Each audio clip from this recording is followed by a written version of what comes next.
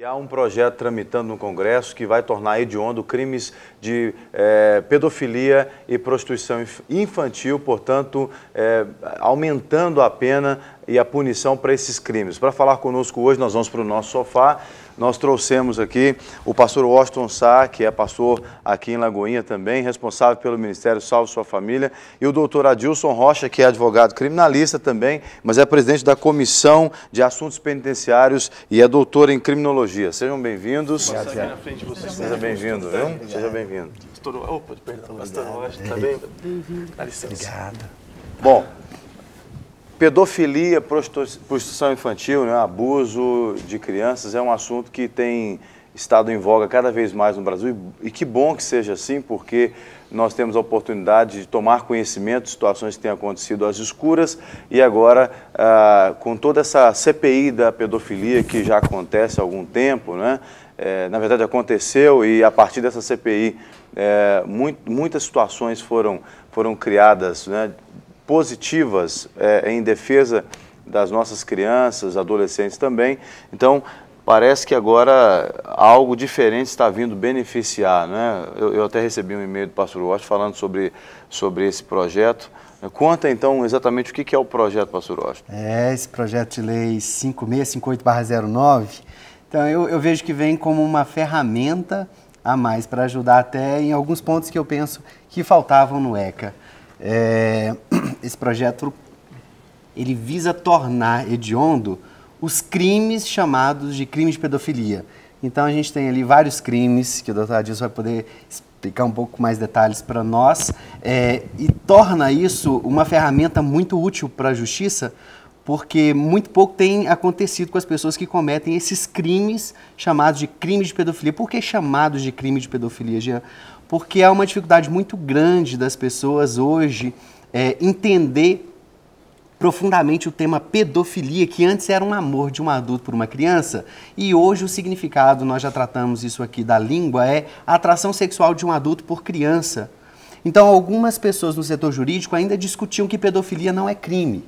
Mas o clamor popular começou essa palavra a ser usada na época quando o Michael Jackson teve envolvimento com crianças, supostamente. Então, o significado dessa palavra, ele foi tendo essa conotação de envolvimento, de atração, de interesse sexual de um adulto por uma criança e o pré-púberes, ou o pré-adolescente. Então, a palavra pedofilia foi no Brasil muito divulgada pela CPI da pedofilia, com o Magno Malta, um brilhante trabalho que ele fez. Então, hoje, quando se fala pedofilia no Brasil, todo mundo, primeira coisa que vem à mente, crimes contra a criança, abuso sexual, a violência, a exploração, um ato libidinoso, um envolvimento em sensualidade, nós já discutimos isso aqui também, quando uma criança é envolvida em sensualidade com o objetivo de obter prazer, possuir pornografia infantil envolvendo sexo com criança, postar na internet, comercializar, enfim, o Estatuto da Criança e do Adolescente traz vários pontos, vários artigos, onde ele trata destes crimes de exploração sexual. O abuso, o estupro de vulnerável, mas todos na sociedade brasileira hoje ficam dentro de uma capa que chamamos de pedofilia, como se fosse um pacote. Então nós fechamos um pacote e tem vários crimes. Mas essa palavra eu penso que poderia ter sido usada no princípio a parafilia, que dentro da medicina também tem o CID-10. Pedofilia também está classificado na Organização Mundial da Saúde, com CID, como um distúrbio mental na área sexual. Para isso, com tratamento. Mas eu trabalho muito a área comportamental, até por todos os estudos que mostram como um pedófilo se desenvolveu. Quais foram os fatores que desencadeou esse interesse sexual de um adulto por uma criança. Mas a parafilia, ele trata todos os distúrbios de comportamento sexual. Aquilo que não é padrão social, aquilo que não é aceito socialmente, não é normal. Porque não dá... Independente de quem seja o alvo desse... maníaco, vamos dizer assim. Até porque, pastor, não dá para definir exatamente o que é e o que não é normal em prática sexual aceitável. Depende de contexto social, depende de país, até porque as questões envolvendo sexo de adulto com criança sempre existiram. E era aceito até como normal. Só que no tempo que vivemos, nos dias atuais, na última década principalmente, tem se estudado os resultados na vida adulta de uma iniciação precoce na área sexual, na atividade sexual. E principalmente quando esta iniciação precoce há uma diferença grande de idade, acima de 5 anos, por exemplo. Então, uma criança iniciada precocemente por alguém mais velho que induziu, que forçou ou que manipulou, essa pessoa na vida adulta ela tem uma série de situações, ela tem sintomas psicossomáticos, comportamentais e até estresse pós-trauma. Tomam banho muitas vezes, se sentem suja, não consegue ter uma relação sexual saudável com seu cônjuge, sente aversão ao toque, ao ver, desligam as luzes. São muitos problemas que a medicina, a psicologia, a psiquiatria, após investigar incessantemente, massivamente, descobriu que quase todos os problemas eram uma iniciação precoce. Então, esse crime hediondo já foi aprovado na Câmara, está sendo avaliado pela CCJ, Comissão de Constituição e Justiça, volta para o Senado, porque é um projeto de lei proposto pelo Senado, e agora sanção da presidência. Eu creio que vai ser uma grande bênção, porque boa parte dos pedófilos, aqueles que cometem crimes sexuais, abuso, violência contra a criança, eles conseguem facilmente voltar ao convívio social, com uma série de outras medidas, e voltam a cometer os crimes. Eu queria perguntar para o doutor Adilson, mas antes eu queria abrir um espaço para o pessoal de casa, né, que está nos ouvindo, nos assistindo, para falar conosco ao vivo no 31-3253-3320, se você tiver alguma pergunta, dúvidas, e também pelo nosso Twitter, né, @de-tudo-um-pouco-tv, e a gente registra a sua participação. Doutor Adilson, o que hoje a lei fala, então, a respeito dos crimes de pedofilia e o que muda na prática dentro disso que o pastor Washington está falando? Na prática, um indivíduo que comete um crime, e o que seria então considerado crime? O pastor Washington mencionou aqui diferentes crimes dentro do pacote, né? Se o senhor pudesse falar tudo isso... Tá.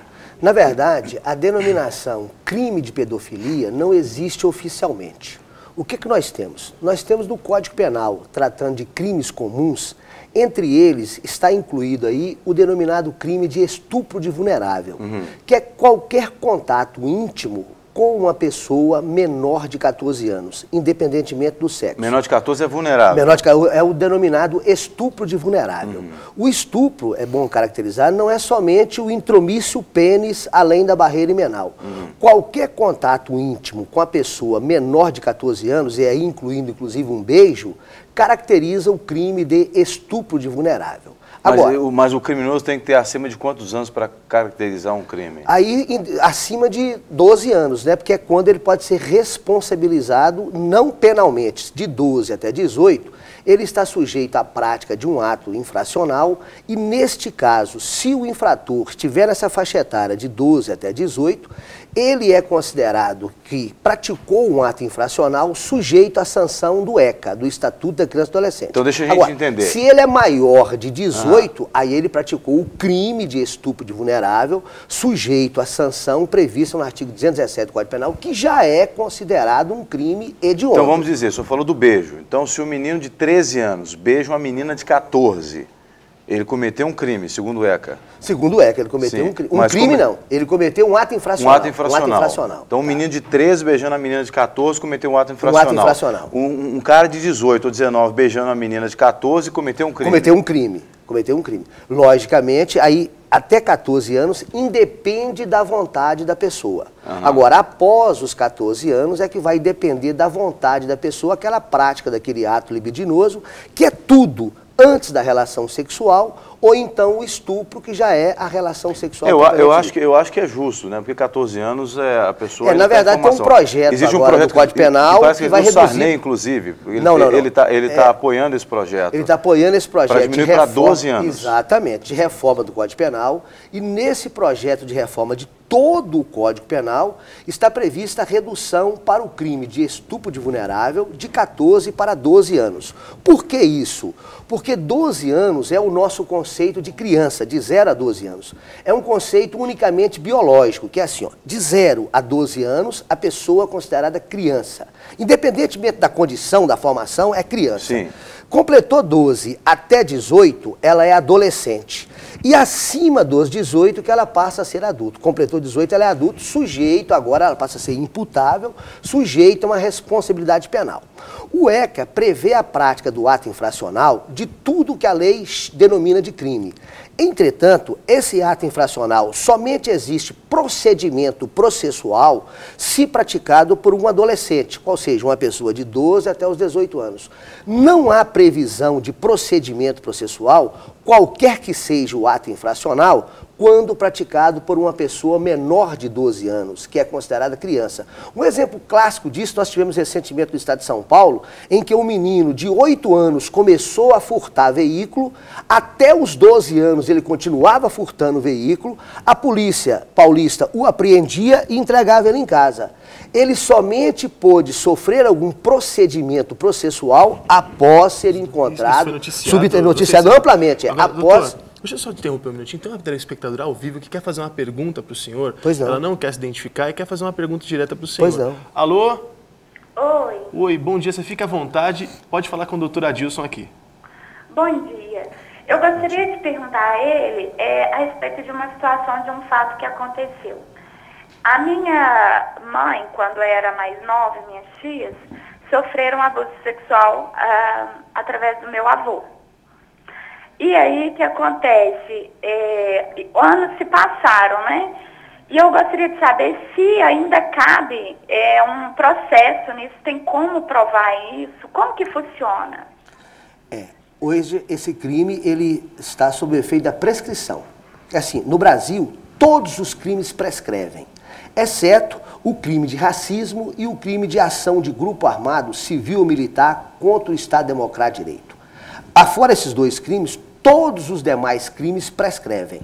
E nós temos um prazo máximo prescricional, que são 20 anos.